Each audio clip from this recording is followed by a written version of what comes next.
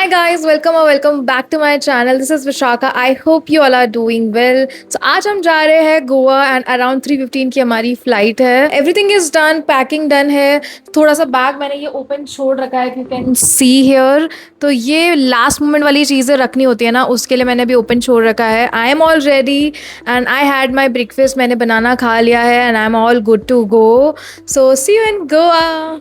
Airport पहुंच के हमने सारी फॉर्मेलिटीज़ करी. उसके बाद हम लोगों ने थोड़ा रिलैक्स किया and then we decided to have some coffee.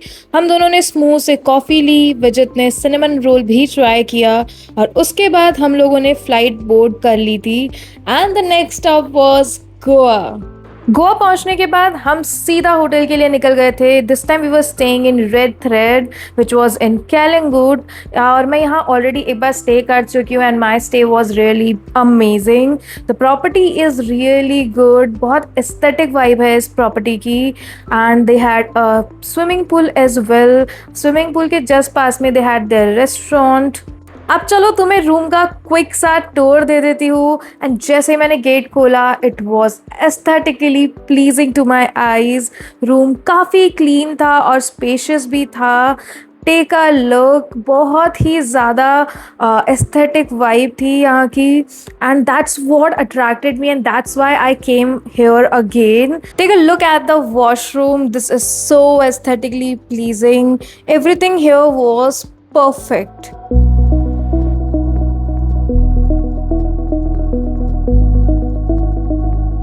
हम लोगों ने थोड़ी देर रिलैक्स किया एंड अराउंड 7:30 हम लोग निकल गए for the nearest beach from our hotel which was Calangute beach. Auto पकड़ा एंड निकल गई सवारी बीच की तरफ. And to be very honest, जैसे हम बीच पहुंचे वी सॉ कि बहुत सारे लोग थे. Just the Goa vibe. बहुत भीड़ थी but we did not wanted to go far this day. तो इसीलिए हम लोगों ने यहीं पे सेटल इन किया. We looked for a place जहाँ हम बैठ के बस बीच को देख सके एंड एंजॉय कर सके इस इवनिंग व्यू को. और अगर आप कभी गोवा आए हो तो आपको 100% पता होगा कि बागा बीच और Calangute beach is popular for their shacks. और ऐसे ही एक रैंडम शैक पे हम आके बैठ गए थे. And here I ordered a watermelon cooler because I really wanted something hydrating because बहुत ज़्यादा गर्मी थी. So this was the perfect drink to enjoy by the beach. So हम लोगों ने पूरी इवनिंग यहीं पे इन्जॉय करी और खाना वाना खा के हम चले गए थे होटल. The next morning.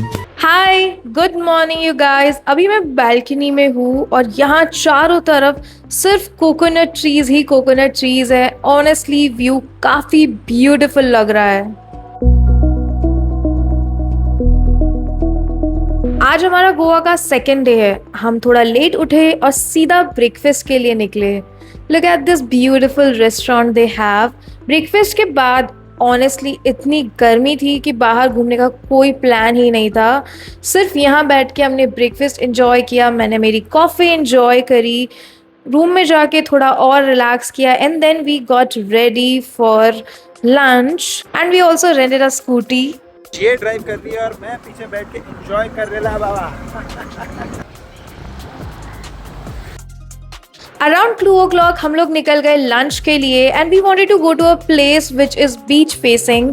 सो हमने डिसाइड किया तितली जाने का विच इज़ रियली पॉपुलर.